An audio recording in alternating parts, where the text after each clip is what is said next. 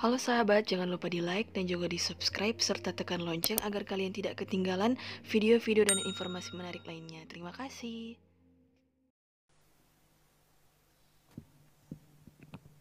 Tuhan sertamu dan sertamu juga. Inilah Injil Tuhan Yesus Kristus menurut Markus. Dimuliakanlah Tuhan. Sekali peristiwa, seorang yang sakit kusta datang kepada Yesus. Sambil berlutut di hadapan Yesus, ia memohon bantuannya, katanya, "Kalau engkau mau, engkau dapat menyembuhkan aku."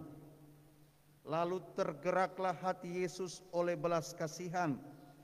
Ia mengulurkan tangannya, menyentuh orang itu dan berkata kepadanya, "Aku mau, jadilah engkau sembuh."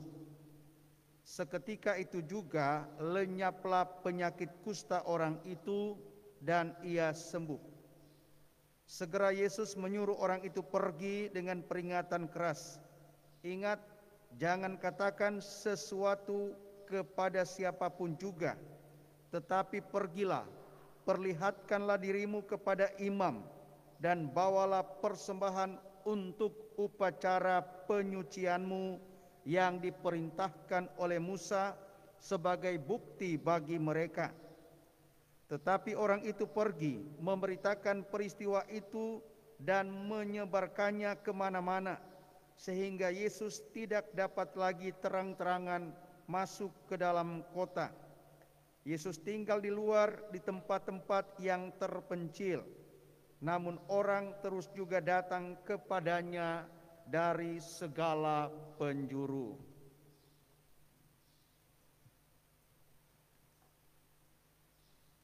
Demikianlah Injil Tuhan. Terpujilah Kristus.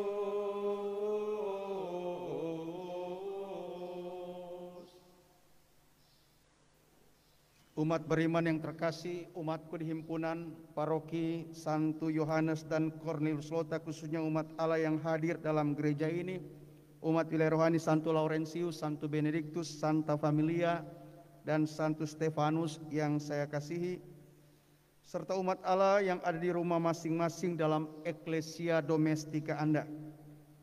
Banyak kali kita mendengarkan dalam doa-doa permohonan kesembuhan, kita menyebut Yesus sebagai sang tabib sejati, dan benar memang adanya. Tapi Yesus bukan cuma sang tabib sejati, tapi dia adalah pribadi yang punya energi belas kasihan. Tetapi supaya kita mendapatkan belas kasihan, mari kita belajar dari orang kusta tadi.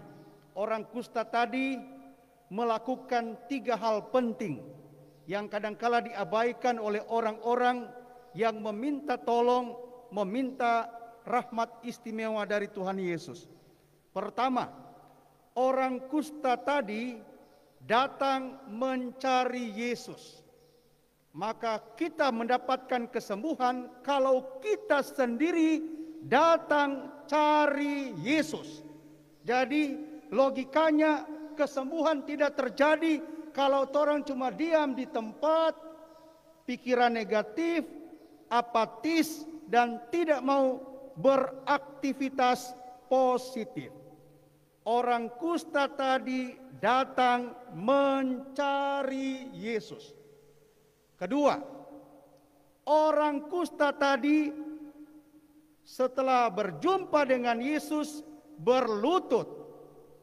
Kalau dalam perumpamaan dalam mukjizat lain, orang kusta berlutut dan tersungkur di kaki Yesus. Apa artinya ini? Berlutut atau tersungkur di kaki Yesus. Di hadapan Yesus, orang semua itu sangat kecil, tidak berarti, tidak ada apa-apa. Bahasa saya, tidak usah sombong di hadapan Tuhan. Berlutut, tersungkur, tanda ketidakberdayaan, tanda kehinaan, tanda ketidakada apa-apaan di hadapan Tuhan, di hadapan Yesus. Sehingga kesembuhan bisa terjadi kalau kita memang mengosongkan hati, mengosongkan pribadi untuk tidak takabur dan sombong dengan apa yang kita miliki. Dan yang ketiga yang orang kusta itu katakan, buat adalah, jika engkau mau, biarkanlah saya sembuh. Jika engkau mau, itu kata-kata permohonan. Sehingga di hadapan Tuhan jangan paksa-paksa Tuhan. Jika engkau mau. Karena itu kita dalam setiap hari Minggu ada doa permohonan. Kita cuma minta, kita cuma memohon. Itulah aktivitas kerendahan hati. Jika engkau mau, jadikanlah aku sembuh. Itu sebuah tindakan orang-orang beriman berhadapan dengan Tuhan yang begitu maha kuasa, maha berdaya, sekaligus berbelas kasih. Dan Tuhan Yesus yang melihat aktivitas hidup orang kusta tadi, tergerak hati oleh belas kasihan dan menyembuhkan dia. Apa yang dibuat setelah orang kusta itu sembuh?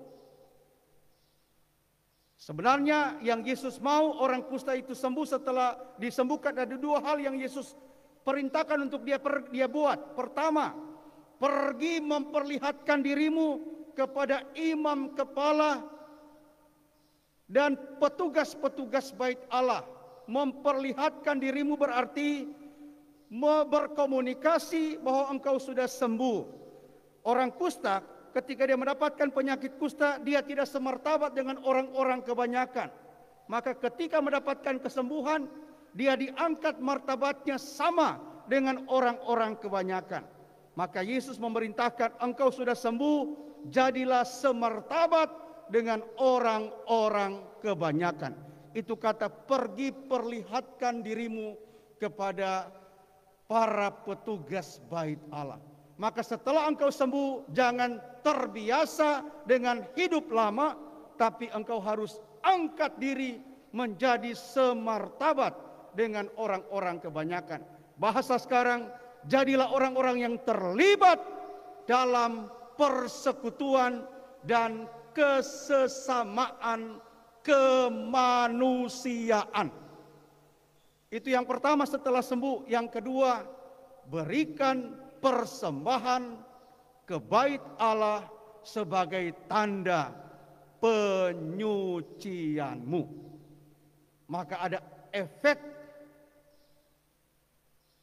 ketersentuhan hati untuk memberikan persembahan sebagai upaya penyucian.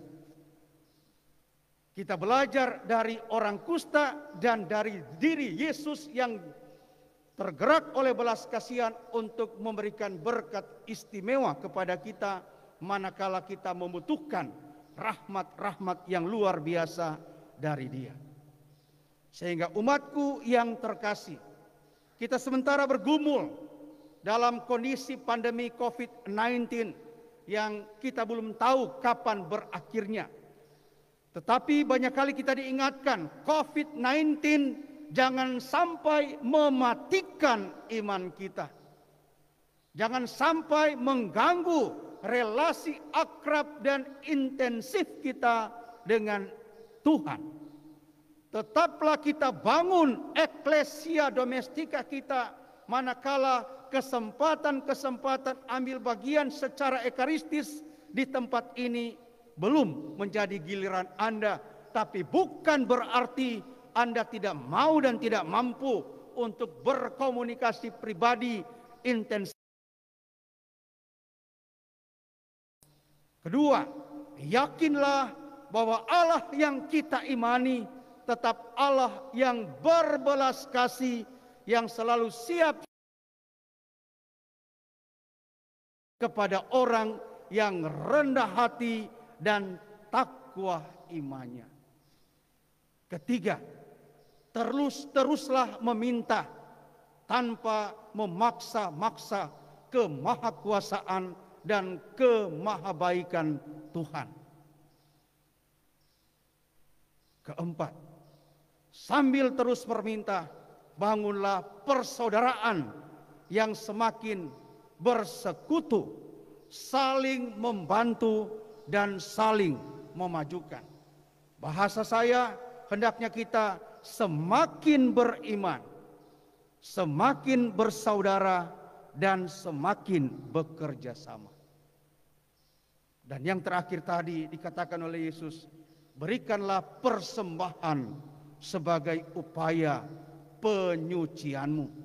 Sehingga persembahan sebentar yang Anda berikan bukan karena Anda kaya, bukan karena Anda berkelebihan, tetapi itu salah satu sekolah penyucian untuk tidak terikat pada barang-barang dunia, tetapi barang-barang dunia semoga menjadi sarana untuk semakin menyucikanmu.